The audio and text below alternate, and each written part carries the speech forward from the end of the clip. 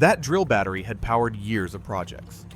So when it would not charge anymore, I started wondering if it was really finished, or just forgotten. I pulled the battery out, set it on the bench, and took a closer look.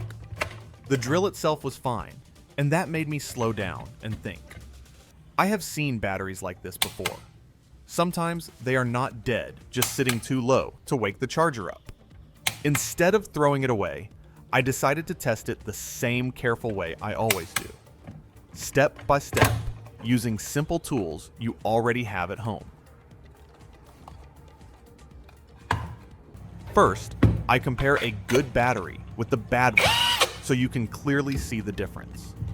I slide the new battery into the drill, and the drill runs strong right away. Then I put that same battery on the charger, and the charger light comes on.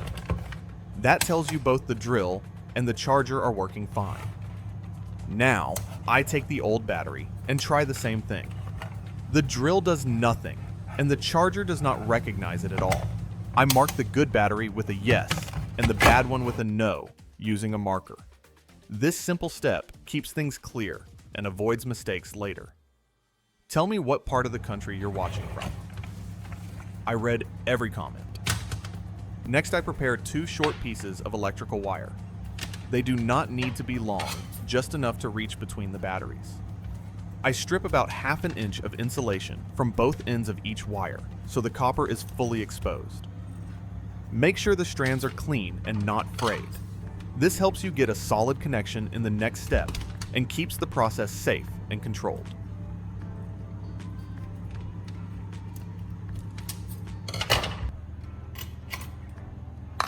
Now take 4 small metal washers and slide one onto each exposed wire end. Twist the copper strands tightly around the washer so it stays in place and does not slip off. The washer gives you a wider contact surface, which makes it easier to touch the battery terminals without sparks or slipping.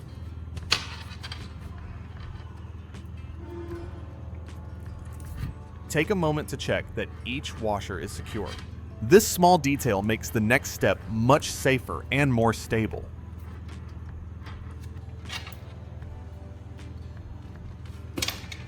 Now, I use the good battery to wake the bad one up. I place both batteries on the bench so they do not move. I connect positive to positive and negative to negative using the wires with washers.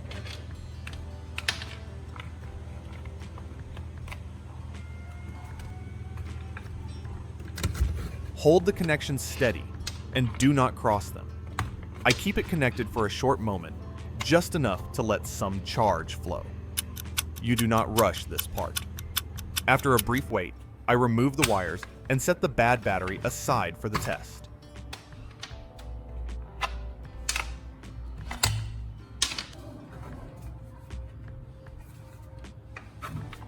Now, I test the old battery to see if it woke up.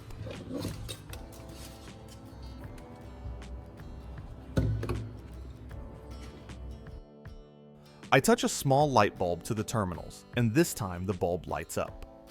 That tells me the battery has power again. Next, I place the battery back on the charger. The charger light turns on, which means it finally recognizes the battery. I let it charge fully and do not rush it. A slow, full charge helps bring the battery back in a stable way. After the battery finishes charging, I slide it back into the drill. I squeeze the trigger, and the drill comes to life again.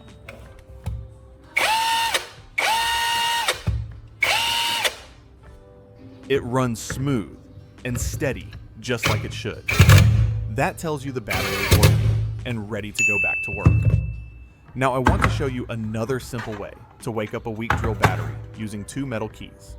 Place one key on the positive terminal of the good battery and the matching terminal on the weak one. Do the same with the negative side using the second key. Keep the keys steady and do not let them touch each other.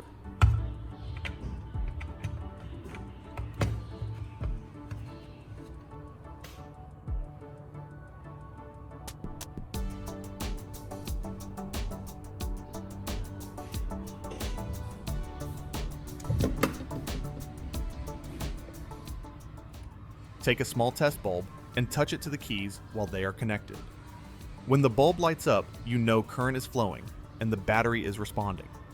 Hold it only for a short moment, then remove the keys and let the battery rest.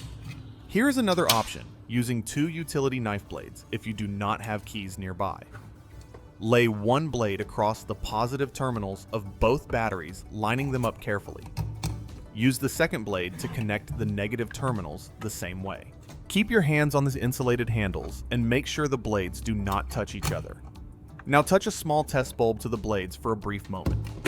When the bulb lights up, you know power is moving, and the weak battery is waking up.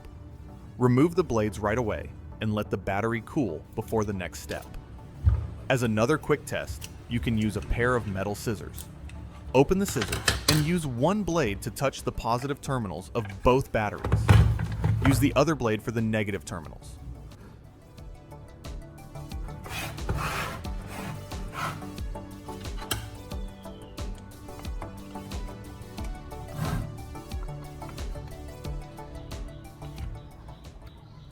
You did not need special tools, only patience, and a few smart tricks you can use at home. This kind of repair saves money and keeps good tools out of the trash.